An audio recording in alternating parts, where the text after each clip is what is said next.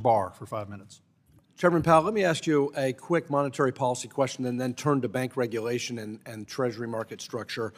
I know hindsight is 20/20, but it's important to learn from mistakes, as you know, and you've conceded that the Fed miscalculated on inflation and mischaracterized inflation as transitory in 2021-2022 time period.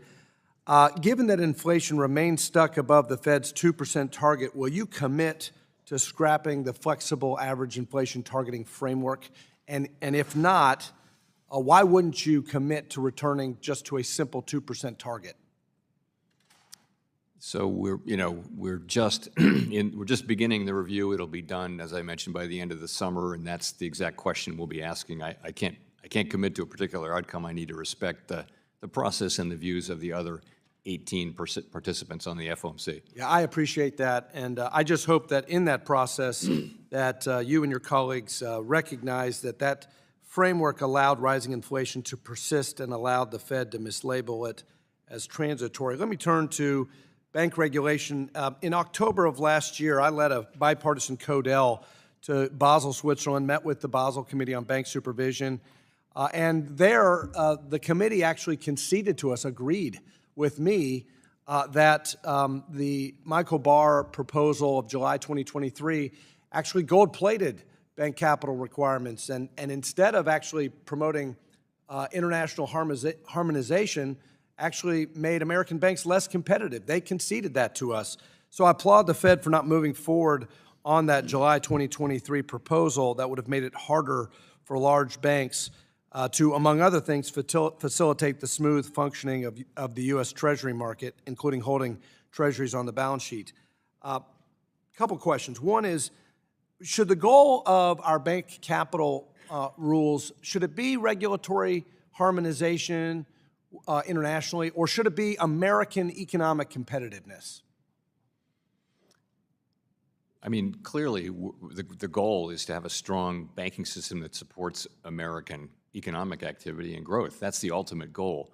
What you get from Basel is a global floor so that the other banks can't run on less capital and sort of have a short-term advantage. That was the whole point of Basel, was to get everybody to the same kind of level so that it wouldn't be the race to the bottom. And I see that utility, but I think the goal of our regulatory system should be America first, and it should be about American economic growth and competitiveness.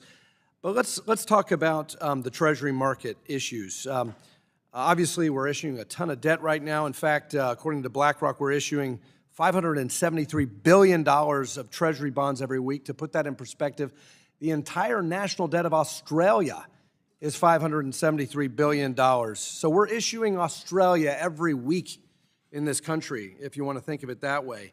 Would reducing excessive capital and liquidity requirements on U.S. banks for intermediating U.S. Treasury market take the heat off of U.S. capital markets and increase Treasury market liquidity and stability? I strongly think it would help.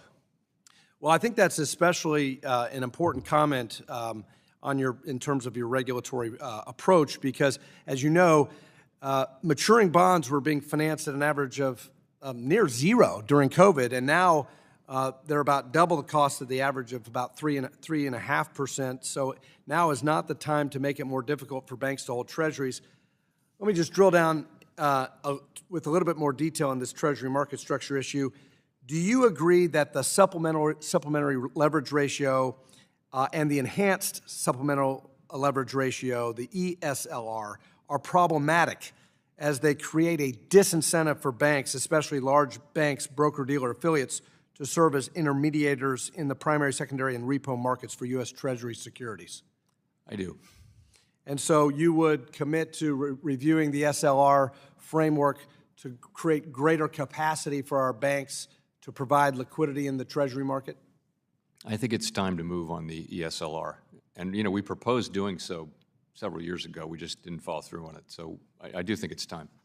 Well, thank you for that. And finally, yesterday, during your appearance in front of the Senate Banking Committee, Senator Warren asked you about the future of consumer protection laws if the CFPB is abolished.